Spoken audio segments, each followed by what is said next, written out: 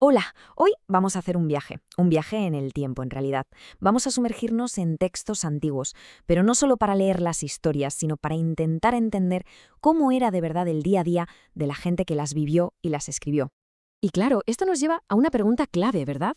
Cuando leemos estos escritos, ¿de verdad los estamos entendiendo? ¿O a lo mejor nuestra forma de ver el mundo, tan del siglo XXI, hace que se nos escapen un montón de detalles, cosas que para ellos eran, pues, obvias? Así que esta va a ser nuestra hoja de ruta. Primero vamos a asomarnos a ese enorme abismo cultural que nos separa. Después nos meteremos casi de puntillas en sus casas para ver cómo vivían. Luego exploraremos cómo la fe y la comunidad lo eran absolutamente todo. Y ya al final veremos cómo todo esto nos permite, de repente, leer estos textos con otros ojos. Venga, empezamos por el mayor reto, ese abismo, ese foso cultural y temporal que nos separa de aquel mundo. Y no solo una cuestión de años, ¿eh? Es que es una manera completamente distinta de entender la vida. Mirad, el experto Fred H. White lo dijo de una forma muy clara.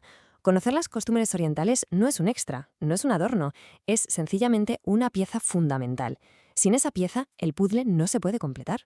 ¿Y esto qué quiere decir en la práctica? Pues que tenemos que hacer un pequeño esfuerzo, quitarse por un momento nuestras gafas modernas e intentar ver el mundo como lo veían ellos, con sus valores, sus prioridades, su propia lógica. El académico Ken Bailey nos da una idea que, la verdad, te deja pensando. Dice que la distancia más grande no son los 2000 años que han pasado. No, la brecha más grande es cultural. La forma de pensar, de relacionarse, esa es una barrera mucho más grande que el propio tiempo. A ver, para que nos hagamos una idea. Nuestra cultura occidental tiende a analizarlo todo, a centrarse en el yo, en el individuo, y en ideas muy abstractas. En cambio, su mundo era sobre todo relacional.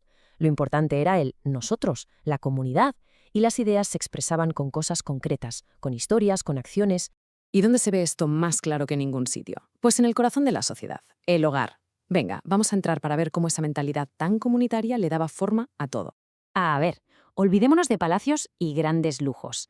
La vida de la gente normal era práctica, muy práctica.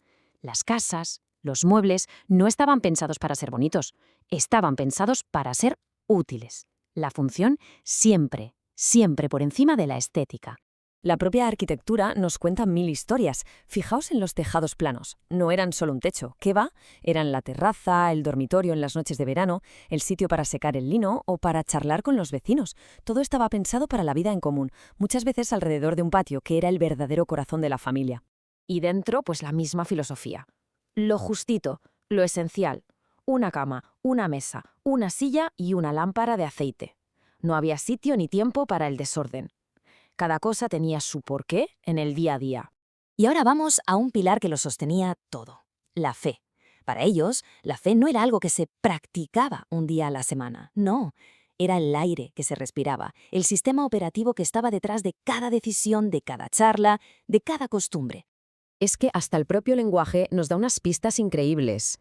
La palabra hebrea para caridad es tzedaká, pero es que literalmente significa justicia. ¿Qué nos dice esto? Que para ellos ayudar a quien lo necesitaba no era un favor, era una obligación moral, era hacer lo correcto, restaurar un equilibrio justo en la comunidad.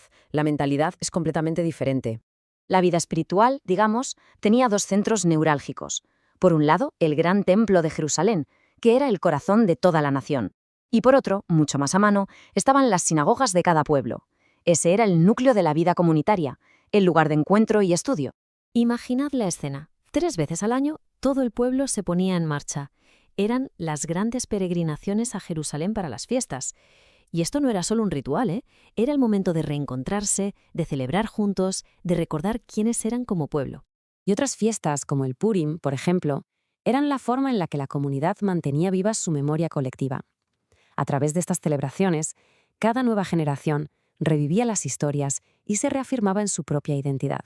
Bueno, y después de todo este paseo por el pasado, llegamos a la pregunta del millón.